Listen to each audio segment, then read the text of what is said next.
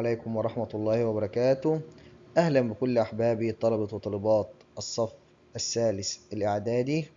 النهاردة مع درس جديد من دروس الجبر الترم الأول بعنوان التناسب المتسلسل، وعلى فكرة ده آخر درس في التناسب.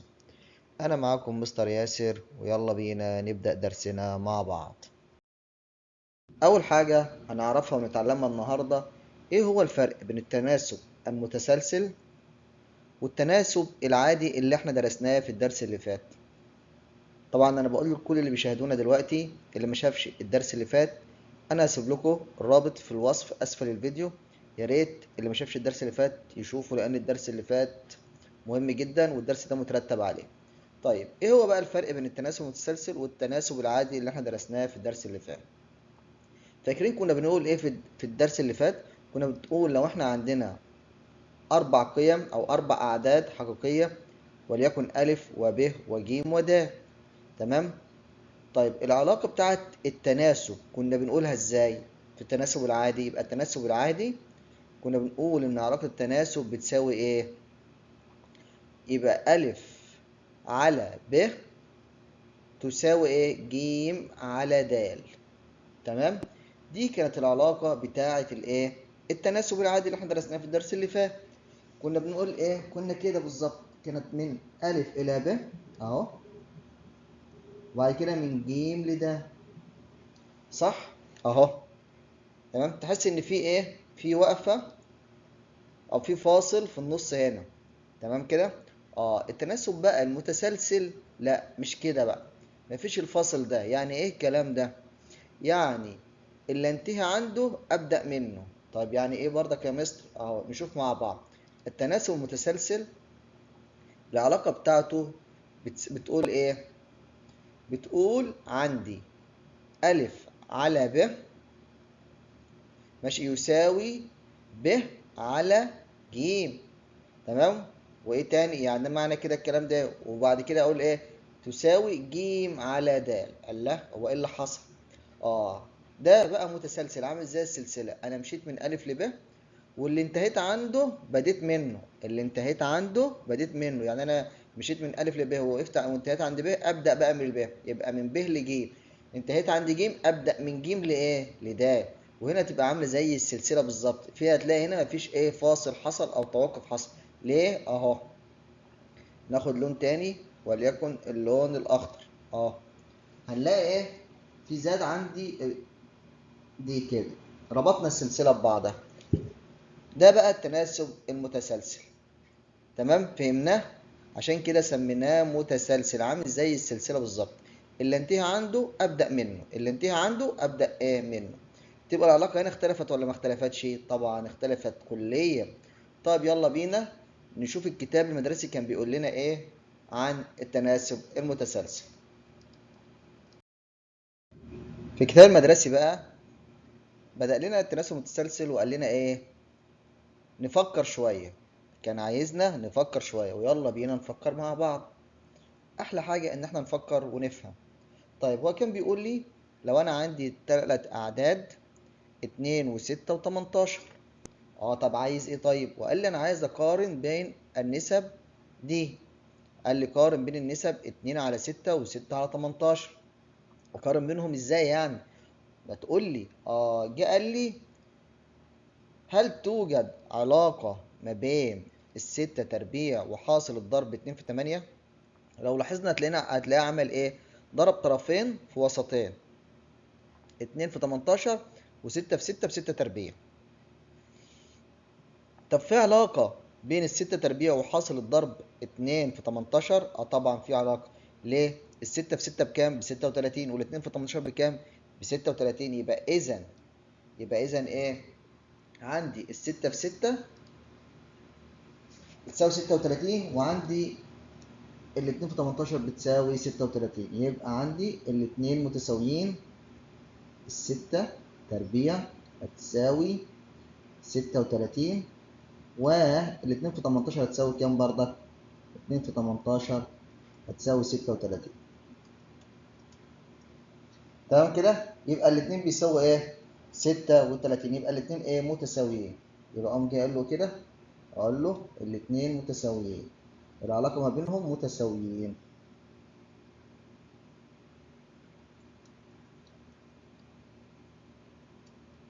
يساوي كام؟ 36.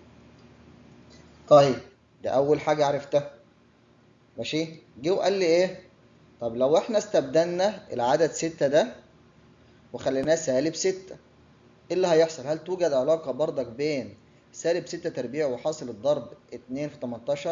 هي نفس العلاقة بردك متساويين، والاتنين بيساوي 36. طب ازاي؟ ده انا بقى عندي سالب 6، ما التربيع موجود فوق، بقت سالب 6 في سالب 6 بموجب ايه؟ بموجب 36، لان السالب في سالب بايه؟ بموجب. يبقى بردك بيساوي 36، وال2 في 18 بيساوي كام بردك؟ 36. يبقى اصبح الاتنين بيساوي كام بردك؟ يساوي 36، ويبقى الاتنين متساويين. طب هو عايز يقول لنا ايه؟ هو عايز يوصلنا لحاجة مهمة جدا هنتعلمها في درسنا النهاردة. ايه هي؟ ان انا بقى عندي حاجة اسمها وسط التناسب. عندي حاجة اسمها ايه؟ وسط التناسب. يعني الستة ده يعتبر وسط التناسب، وهندرسه وهنعرفه النهاردة، وله قانون هنحفظه، بس قبل ما نحفظه هنفهمه هو جه ازاي. طب يلا بينا.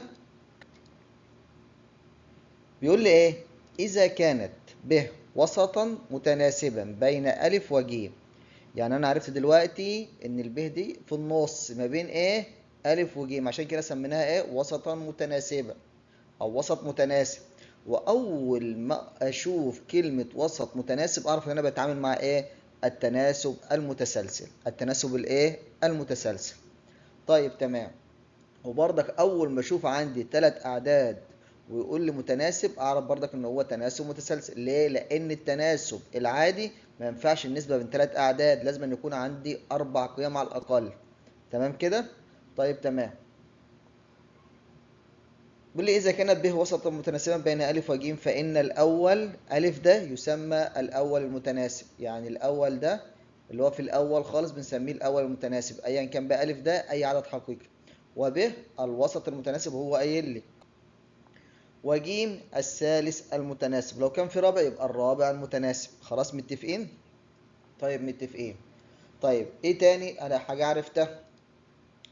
وقال لي الوسط المتناسب ده بين عددين، بيكون بين عددين، يبقى بيساوي ايه القانون بتاعه؟ موجب او سالب. انا مش فارق معايا موجب او سالب اهو، سالب ما فرقتش، موجب ما فرقتش. خلاص. طيب يبقى موجب او سالب الجذر التربيعي للاول في الثالث، ده القانون بتاعه. ده القانون بتاعه. جه منين؟ من اللي قدامنا ده. طب ازاي؟ اهو مش احنا قلنا ثبتنا هنا ان هنا الستة تربيع بتساوي ايه؟ بتساوي 2 في 18 اللي هو الحاصل الضرب ده. طب انا لو عايز اجيب الستة بس اللي هو الوسط لو مجهول عندي، يبقى التربيع ده يروح يبقى ايه عشان اعمله؟ عشان يروح يبقى فيه جذر. ده اللي انا طلعته. طب ناخد مثال على نفس الارقام اللي فوق دي ونفهمه. طب يلا. اهو الوسط المتناسب بين 2 و18 يبقى هيساوي كام بالقانون بتاعنا؟ موجب او سالب جذر التربيع ل 2 في 18 تمام كده. يبقى هيساوي كام؟ يساوي الجذر التربيعي موجب او سالب الجذر التربيعي لكام؟ ل 36. يبقى يساوي موجب او سالب ايه؟ 6. فرقت؟ هي نفس الكلام اللي احنا فكرنا فيه فوق. جت منين؟ القانون ده جه منين؟ بسيطة جدا. ما احنا قلنا اهو ان ده يعتبر الوسط. طب تعالوا نكتبه كده. الوسط المتناسب ده اكنه ايه؟ مجهول. اكنه مجهول اهو. تعالوا نوجد علاقة التناسب المتسلسل. عندي ثلاث عندي 3 اعداد. الاول المتناسب 2، وعندي التاني انا مش عارفه، هنسميه مجهول، نسميه مثلا مين. وعندي بعد كده التالت كام؟ 18. عشان اجيب علاقة التناسب ما بينهم هتساوي كام؟ يبقى 2 على م، مش احنا اتعلمنا انتهيت عند الميم ابدأ منها، هتساوي م على 18.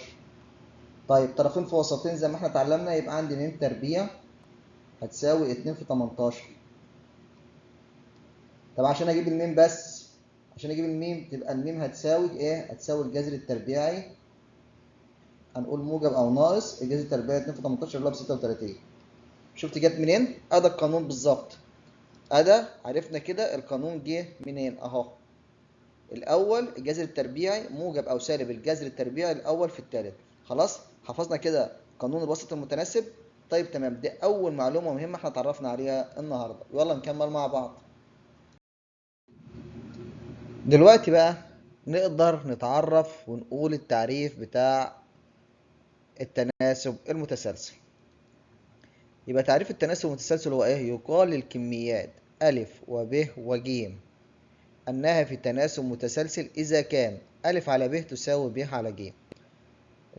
اللي انتهيت عنده بديت منه. تمام كده. يسمى الأول، يسمى الألف بالأول المتناسب، والب بالإيه؟ بالوسط المتناسب اللي احنا لسه متعرفين عليه، وجيم بالثالث الإيه؟ المتناسب. حيث ب تربيع اللي هو الوسط المتناسب يساوي إيه؟ أ في ج أو ب تساوي، ب تساوي لأن هنا تربيع هشيله، التربيع ده هشيله طرفين في وسطين أهو، ب تربيع في يساوي إيه؟ أ في ج. طيب أو ب لو أنا عايز أشيل التربيع يبقى إيه؟ زائد أو ناقص الجذر التربيعي الألف ج. وده قانون الوسط الإيه؟ المتناسب. تمام؟ طبعا احنا فهمنا الكلام ده وخلاص بقينا عارفين ايه التعريف بتاعنا اللي احنا كنا عايزين نوصل له وفهمناه. طيب ناخد مثال بقى، ناخد مثال. مثال من الكتاب بيقول لي أوجد الوسط المتناسب بين 3 و27. يبقى أنا كده عارف إن ده الأول المتناسب اللي هو 3، وال27 اللي هو التالت المتناسب، ماشي، واللي في النص هو عايزه. وأدام قال لي الوسط المتناسب أعرف إن أنا بتعامل مع تناسب إيه؟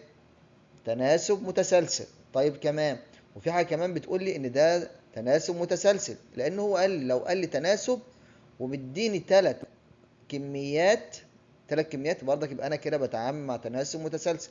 ليه؟ زي ما قلنا انا في الاربع كميات بيكون، في الاربع كميات يكون عندي يا اما يكون متناسب متسلسل او تناسب عادي.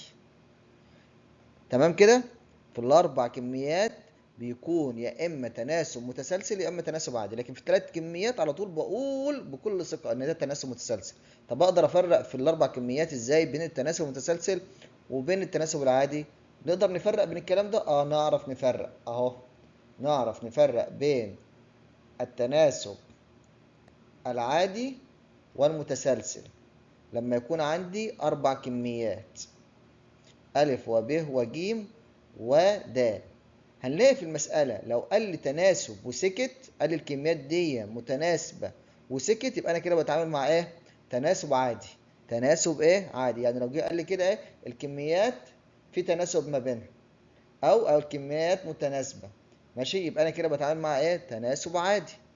طيب يبقى إذا لما يديني أربع كميات لازما يقول لي في المسألة إن ده في تناسب متسلسل، لازما يذكرها لي. خلاص كده متفقين؟ طيب نحل بقى المثال بتاعنا. بيقول لي ايه؟ اوجد الوسط المتناسب بين 3 و27. يلا نطبق القانون بتاعنا على طول. يبقى الوسط المتناسب هيساوي ايه؟ هيساوي زائد او ناقص الجذر التربيعي ل 3 في 27. بكل سهولة يساوي كام؟ يساوي زائد أو ناقص 9. زائد أو ناقص 9. يبقى كده طلعنا الوسط المتناسب اللي هو عايزه. يلا بينا نكمل ونفهم أكتر. في الدرس اللي فات في خواص التناسب لما كنا بنحب نجيب قيم كنا بنقول إيه؟ عايزين نجيب قيمة أ كنا بنقول أ بتساوي ب في م، صح؟ ولما كنا بنحب نجيب قيمة ب بنقول ب بتساوي ج في م، صح؟ طيب تمام. لا تعالوا بقى نشوف في التناسب المتسلسل ايه اللي بيحصل. ايه اللي بيحصل؟ بيقول لي إذا كانت ب وسط متناسب بين أ وج. يبقى أنا كده عرفت إن أنا عندي ثلاث كميات متناسبة وفي وسط متناسب موجود في النص اللي هو ب. تمام. يبقى إذا التناسب ده تناسب إيه؟ تسلسلي. يبقى تناسب متسلسل بكل ثقة. مش محتاج يقول لي ده تناسب عادي أو تناسب متسلسل، مش مهم بيذكر لي. بيقول لي فأ على ب، فإن أ على ب تساوي ب على ج. اللي انتهيت عنده أبدأ منه، ما ننساش. تساوي م اللي هو ثابت التناسب. ايوه. اما احب بقى اجيب بقى القيم، قيمه ب او قيمه ا، دايما اتحرك من ايه؟ من الشمال لليمين. يعني اتحرك دايما من النسبه اللي موجوده جنب ثابت التناسب. يعني ابدأ من هنا وبعد كده امشي كده. متفقين؟ في اي تناسب متسلسل اعمل كده. ليه بقى؟ هنفهم مع بعض دلوقتي. اول حاجة الب هتساوي كام؟ الب هتساوي ج في م، اهو، ومنها ب هتساوي ج في م. طيب الالف دي بقى هتساوي كام؟ احنا خلصنا دي نمشي كده. الالف هتساوي ايه؟ هتساوي ب في م. طب الب بتساوي ايه؟ بتساوي ج في م. يعوض بقيمة الب يطلع لنا ان الالف تساوي ايه؟ ج في م تربيع. ازاي الكلام ده؟ اهو جت منين؟ اهو انا عندي الالف تساوي ب في م، هتساوي ايه؟ قيمة الب بتساوي ايه؟ ادي الب بتساوي هنا ايه؟ بتساوي ج م، يبقى ج م في م. م في م بكام؟ بم تربيع. يبقى ألف هتساوي ايه؟ اهو يبقى ألف هتساوي ايه؟ ج في م تربيع، ودي اللي احنا كتبناها. طيب دي في حالة لما يكون عندي 3 كميات متناسبة. طب لما يكون عندي 4 كميات متناسبة اعمل ايه؟ اذا كانت ألف وب وج ود في تناسب متسلسل. شفت هو انا عمل ايه؟ ذكر لي ان ده تناسب متسلسل. لو قال تناسب في تناسب وسكت يبقى ده تناسب عادي. يبقى ده تناسب ايه؟ عادي. ادام ده تناسب متسلسل لازم يذكر لي ويقول لي ان ده تناسب متسلسل. ده في حالة ايه؟ اذا كان عندي 4 كميات. طيب بيقول لي ايه؟ فان الف على ب، اهو الف على ب تساوي ايه؟ اللي انتهيت عنده ابدا منه، يبقى ب هتساوي ب على ج. اهو ألف على ب، وبعد كده وانتهيت عند ده يبقى ب على ج، يبقى ج على د. يبقى ب على ج تساوي ج على د تساوي م. طيب عايز اجيب اوجد القيم زي ما اتعلمت. ابدا منين؟ من اللي جنب ثابت التناسب، من اخر واحد يعني، وبعد كده امشي في الاتجاه ده. اجيب ايه؟ قيمة الج هتساوي ايه؟ د م. اجيب قيمة الج هتساوي ايه؟ د م، صح؟ يبقى ده الج هتساوي د م. والب هتساوي ايه؟ ج م. ج م انا عندي الجيم بتساوي ايه؟ د م، يبقى د، احط قيمة الجيم هتساوي د في م في م، تبقى م تربيع. طيب وبعد كده قيمة الالف هتساوي ايه؟ هتساوي ب في م. الب هتساوي ايه؟ الب عندي بتساوي د م تربيع، يبقى الالف هتساوي ايه؟ د م تربيع في م. تمام؟ يبقى هتساوي د م تكعيب. فهمنا؟ هنلاقي طول ما احنا ماشيين في الاتجاه ده ثابت التناسب الأس بتاعه بيزيد واحد. ثابت التناسب الأس بتاعه بيزيد واحد. هنا كان م أس واحد، هنا م أس اتنين، هنا م بقت أس تلاتة.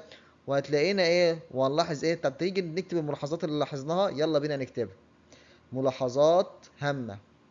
أول ملحوظة عندي عرفتها إن التناسب المتسلسل يختلف عن التناسب العادي في خطوتين اتنين. تكوين التناسب مختلف اهو. انا كنت عندي بقول الف على ب بتساوي ج على د، ماشي. هنا بقيت بقول الف على ب تساوي ب على ج. اللي بنتهي عنده ببدأ ايه منه، ما كانش فيه الكلام ده. تمام. لكن في التناسب المتسلسل مختلف تمام. يبقى تكوين التناسب او علاقة التناسب. وايجاد القيم، القيم كمان اختلفت. بقى عندي هنا في ايه؟ اسس تربيعية واسس تكعيبية. تمام. طيب تمام، يبقى اختلفنا في ايجاد القيم، دي حاجة احنا لاحظناها. طب الملحوظة التانية ايه؟ في التناسب المتسلسل بنحسب قيم المقدمات بدلالة اخر تالي. زي ما يعني ايه الكلام ده؟ لو جينا ادي المقدمات، مش احنا عارفين ان الالف والب والجيم اسمهم مقدمات، والالف والب هنا اسمهم مقدمات، واللي تحت دول اسمهم التوالي بتاعتنا، ده تالي وده تالي وده تالي. احنا عارفين الكلام ده من الدرس اللي فات. طيب تمام. طيب انا بجيب ايه لو لاحظنا لقينا بنحسب القيم بتاعتنا بايه؟ باخر تالي. زي ما احنا شايفين هنا اهو، ده اخر تالي فينا عندنا هنا اللي هو الدال، صح؟ طبعا صح. نشوف هنا حسبنا القيم بتاعتنا. الجيم بتساوي ايه؟ د م. الب بتساوي ايه؟ د م تربيع. الالف بتساوي ايه؟ د م تكعيب. يبقى احنا كده لاحظنا ان احنا بنحسب القيم بتاعتنا بدلاله اخر تالي. لو جينا هنا فوق لقينا بنحسب باخر تالي اللي هو ايه؟ الجيم اهو، يبقى القيم بتاعتنا باخر تالي. ب بتساوي ج م، الالف بتساوي ج م تربيع. يبقى احنا كده ده ملحوظة التانية وملحوظة مهمة جدا. طب الملحوظة التالتة ايه؟ الملحوظة التالتة عندنا بتقول لو انا عايز اعوض، مثلا عندي ألف تساوي ب م. طب الألف التربيع بتاعتها هتساوي ايه؟ ادام الألف تربيع يبقى الب هتتربع والميم تتربع، تبقى ب تربيع في م تربيع. طب واذا كان ب تساوي د م تربيع، فان ب تربيع هتساوي ايه؟ الدال ما فيش عليها أس يتحط عليها تربيع زي الب عادي. طب الميم عليها أس تربيعي اللي هو م أس 2، دي عبارة عن إيه؟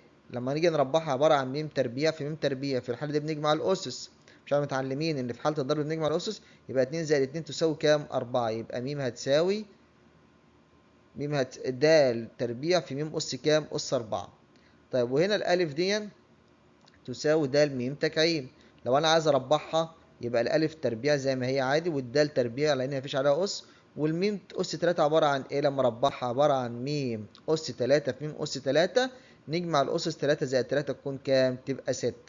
فهمنا الكلام ده إزاي بنعوض لما نحب نربع، بالذات لو أنا عندي قيم زي ما احنا شايفين الميم تكعيب وميم تربيع. طيب تمام، عشان الكلام ده مهم وهنستخدمه في حل المسائل. يلا بينا بقى ناخد أمثلة وتطبيقات على الكلام ده ونشوف ونفهم. أتمنى ليكم يا رب دايما كل التوفيق والنجاح، وإنكم تبقوا متفوقين ومن الأوائل. ومتنسوش دلوقتي إنكم تشتركوا بالقناة وتعملوا لايك للفيديو وتفعلوا زر الجرس عشان يوصل لكم كل جديد. ويلا بينا نكمل درسنا. المثال اللي عندنا بقى علشان نطبق ونفهم الكلام اللي احنا قلناه دلوقتي، بيقول إذا كانت ب وسطا متناسبا بين ألف وج، فاثبت أن ألف تربيع زائد ب تربيع على ب تربيع زائد ج تربيع تساوي ألف على ج. أول ما قال لي ب وسطا متناسبا بين ألف وج عرفت إن ده تناسب إيه؟ متسلسل. طيب وأول ما أشوف كلمة اثبت أن يبقى عندي طرف أيمن وعندي طرف أيسر، أتعاخد الطرف الأيمن وأتعامل معاه لوحده وأطلع قيمه، وكمان أتعامل مع الطرف الأيسر لوحده وأطلع قيمه. أنا إيه؟ نطلع إيه؟ قيمه. يبقى إحنا في الحالة دي محتاجين نطلع الإيه؟ القيم. محتاجين نطلع في الحالة دي بنعمل إيه؟ يبقى لازما نطلع قيم ألف وب وج بدلالة إيه؟ بدلالة م. وبدلالة إيه؟ آخر إيه؟ آخر تالي. يلا بينا نطبق الكلام ده. أول حاجة نقولها كده، إن أنا إذا كان ب وسط متناسب بين ألف وج، فإن التناسب اللي عندي إيه؟ يبقى أي أن ألف وب وج في تناسب إيه؟ متسلسل. ده أول حاجة أكتبها له عشان أبين له إن أنا فاهم. طيب تمام. وبعد كده أعمل إيه؟ أحط العلاقة بتاعة التناسب المتسلسل. ألف على ب تساوي ب على ج تساوي م. تمام؟ اهو اللي انتهيت عنده ببدأ منه. طيب وبعد كده اعمل ايه؟ اوجد القيم. اوجد القيم ازاي؟ باخر ايه؟ اخر تالي. اخر تالي عندنا اللي هو ايه؟ الجيم ده. يبقى الب هتساوي ايه؟ ج في م. يلا زي ما اتعلمنا. يبقى اذا ب هتساوي ج في م. طيب والالف هيساوي ايه؟ الالف هيساوي ب في م. اهو الالف هيساوي ب في م. طب الب بتساوي كام؟ بتساوي ج في م. اعوض بقيمة الب اللي هي بتساوي ج في م. يبقى اذا الالف هيساوي ج في م في م يساوي ايه؟ ج في م تربيع. خلاص كده. يبقى احنا كده اوجدنا قيمة الالف اللي هي بتساوي ج في م تربيع، واوجدنا قيمة الب بدلالة اخر تالي، وهنا بدلالة اخر تالي. تمام. نبدأ نعمل ايه بقى؟ ناخد الطرف الايمن عندنا ونقول الطرف الايمن يساوي ألف تربيع زائد ب تربيع على ب تربيع زائد ج تربيع، ونعوض بالقيم اللي احنا طلعناها. يلا بينا. يبقى الطرف الأيمن هيساوي ايه؟ ألف تربيع زائد ب تربيع على ب تربيع زائد ج تربيع يساوي.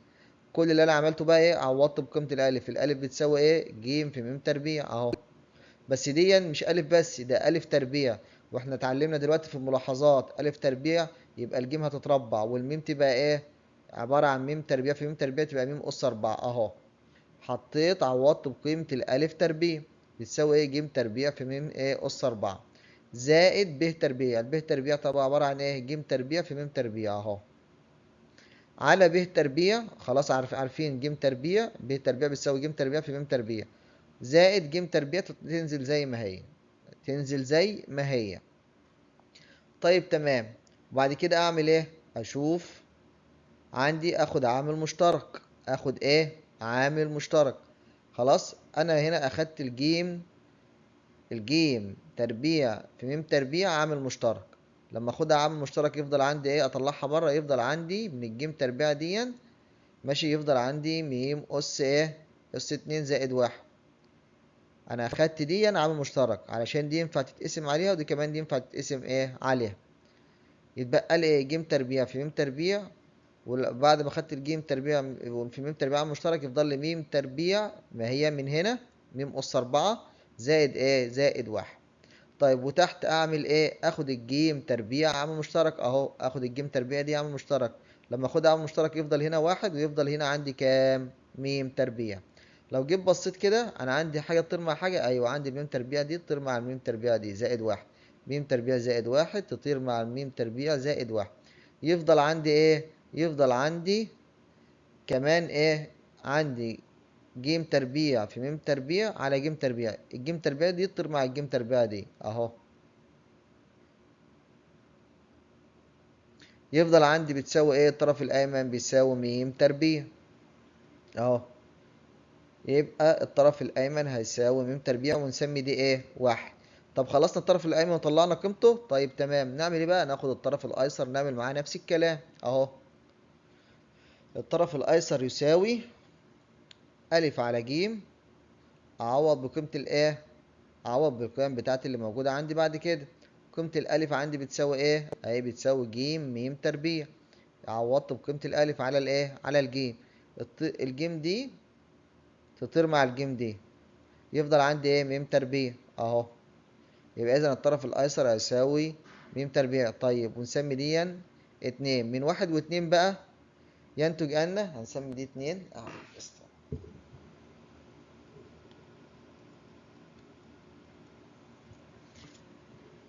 من 1 و2 بقى ينتج ان ايه، الطرف الايمن بيساوي الطرف الايسر. يبقى الف تربيع زائد ب تربيع على ب تربيع زائد ج تربيع تساوي الف على ج. شفت الموضوع سهل ازاي. كل اللي عملناه ان احنا اوجدنا علاقة التناسب، واوجدنا ثابت التناسب. ليه؟ لان انا عندي ادام قال لي عندي اثبت، يبقى انا محتاج اطلع قيم. عشان اطلع القيم، ولما جيت طلعت القيم طلعتها بايه، بدلالة اخر تالي. اخر تالي عندنا اللي هو الجيم، وبدأت اعوض بعد كده وطلعت الايه، واثبتت بتاع الاثبات اللي هو عايزه.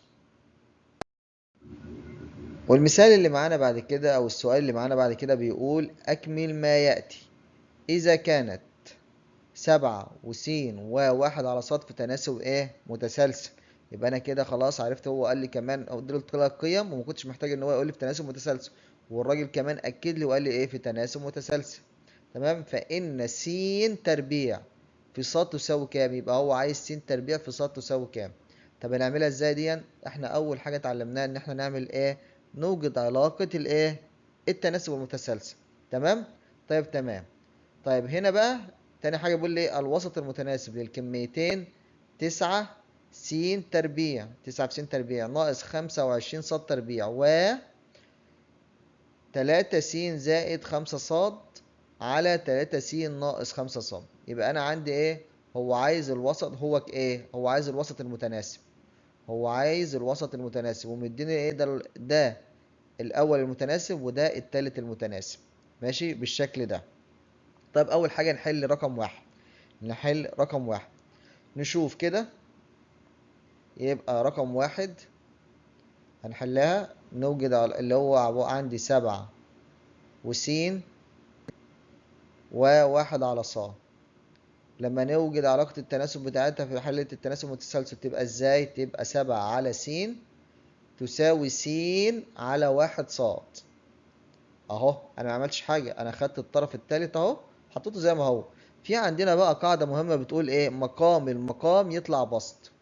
مقام المقام يطلع بسط. يعني انا عندي السين دي الواحد ده مقام السين، والصاد دي مقام الواحد. يبقى مقام المقام يطلع ايه، يطلع بسط، يطلع فوق جنب السين، يطلع فوق جنب السين.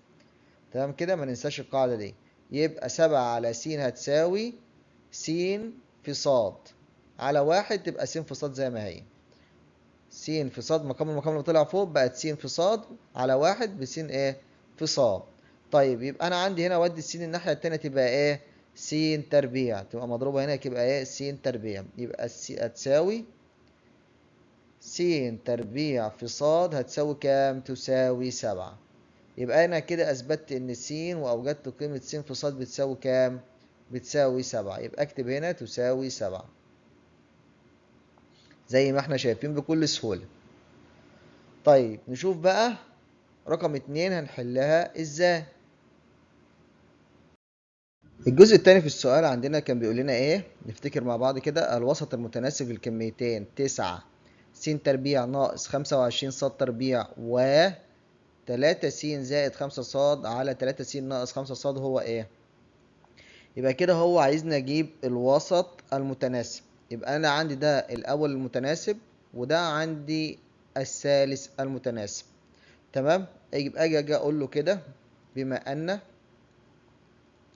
9 س تربيع ناقص 25 ص تربيع ده الاول متناسب، وميم ده اللي هو الوسط المتناسب او وسط التناسب، ماشي. و 3 س زائد 5 ص على 3 س ناقص 5 ص ده الثالث المتناسب في تناسب متسلسل. تمام. ادام قال لي وسط المتناسب يبقى اذا ده تناسب ايه؟ متسلسل. وادام بردك 3 كميات يبقى تناسب متسلسل، ماشي. بعد كده نعمل ايه؟ وحيث ميم هنقول حيث ميم وسط التناسب وسط حيث ميم الوسط المتناسب اللي احنا عايزين نجيبه، نوجد على طول اللي هي ايه؟ علاقة التناسب المتسلسل. يلا. يبقى 9 س تربيع ناقص 25 ص تربيع على ميم. انتهيت عند الميم ابدأ بيها. يبقى ميم على كام؟ ايوه على التالت المتناسب. يبقى ميم على 3 س زائد 5 ص على 3 س ناقص 5 ص. يلا. يبقى تساوي ميم. طبعا مقام المقام ده يطلع بسط فوق، يطلع فوق جنب الميم. يبقى 3 س ناقص 5 ص تطلع ايه؟ تطلع فوق. هي كانت عندنا بالشكل ده، ما ننساش. انا هكتبها بس عشان ايه؟ توضيح للمرة الأخيرة. دي كانت عندنا بقت كده ميم على 3 س زائد 5 ص على 3 س ناقص 5 ص. اهو كده بالصورة اللي قدامنا دي. واحنا اتعودنا ان المقام ده مقام المقام ده، وده مقام الميم. يطلع فوق فين؟ يبقى بسط فوق، يطلع مع الميم فوق. ده اللي احنا عملناه هنا اهو. طلع مع الميم فوق زي ما احنا شايفين. يبقى 3 س ناقص 5 ص تطلع فوق مع ايه؟ الميم. مقام المقام يصبح ايه؟ يصبح بسط. طيب يلا نمسح الكلام ده ونبدأ نحل. طب نعمل ايه بقى دلوقتي كده؟ طرفين في وسطين. وقبل الطرفين في وسطين لازما نشوف الأول حاجة. تيجي نحلل 9 س تربيع ناقص 25 ص تربيع. مش ده عبارة عن بردك 3 س ناقص 5 ص الكل تربيع؟ أيوه. طيب يلا هتسهل لنا الحل. يبقى 9 س تربيع ناقص 25 ص تربيع بتساوي ايه؟ هياها 3 س ناقص 5 ص الكل تربيع. دي هياها دي. طب لما نحب نفك القوس ده يبقى عبارة عن ايه في حالة السالب؟ ايوه يبقى عبارة عن قوسين اتنين مضروبين في بعض اللي هو 3 س ناقص 5 ص في 3 س زائد 5 ص. لما نفك قوس التربيع ده ادام الاشارة في نص سالب يطلع كده بالصورة اللي احنا شايفينها دي. طيب يبقى نشيل ده ونعوض بقيمة 9 س تربيع ناقص 25 ص تربيع، ونعوض بالقيمة دي. ليه؟ علشان نقدر نختصر. يلا اهو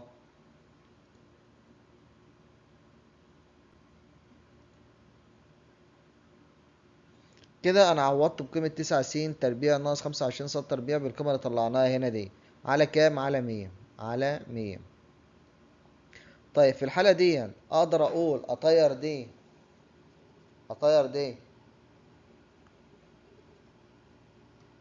مع دي؟ ايوه طبعا. تمام كده قدرت اطيرها. وفي الحالة دي بعد كده اضرب طرفين في وسطين. يبقى الميم دي كده تروح تنضرب هنا كده اهو، ودي تنضرب هنا في المتبقي. يبقى انا عندي هيبقى كام؟ يساوي كام؟ يبقى اذا ميم تربيع ميم في ميم تبقى بميم تربيع، و3 س زائد 5 ص في 3 س زائد 5 ص تبقى 3 س زائد 5 ص الكل تربيع. طب انا عايز مين بس اللي هو الوسط المتناسب. يبقى التربيع يطير مع الايه التربيع، يبقى التربيع ده كده اهو يطير مع التربيع، اكن خدت الجذر بالظبط. يبقى ميم هتساوي ايه؟ يبقى ميم هتساوي، ما ننساش موجب او سالب 3 س زائد كام؟ 5 ص. يبقى انا كده قدرت اجيب ايه؟ قيمة الوسط المتناسب بكل سهولة. طيب دلوقتي كده احنا وصلنا لنهاية درسنا، واقدر اقول لكم اشوفكم على خير. بس قبل ما اقول لكم اشوفكم على خير، طبعا ما تنسوناش من دعمكم اللايك والشير، وانكم تشتركوا بالقناة وتفعلوا زر الجرس عشان يوصل لكم كل جديد. انا سعدت بلقائكم واشوفكم على خير في درس جديد بإذن الله، ويا رب كل التوفيق والنجاح ليكم، وتبقوا دكاترة ومهندسين، وتبقوا كل اللي تتمنوه ان شاء الله توصلوا له بإذن الله بالكفاح والجهد والمثابرة. يلا، مع ألف سلامة.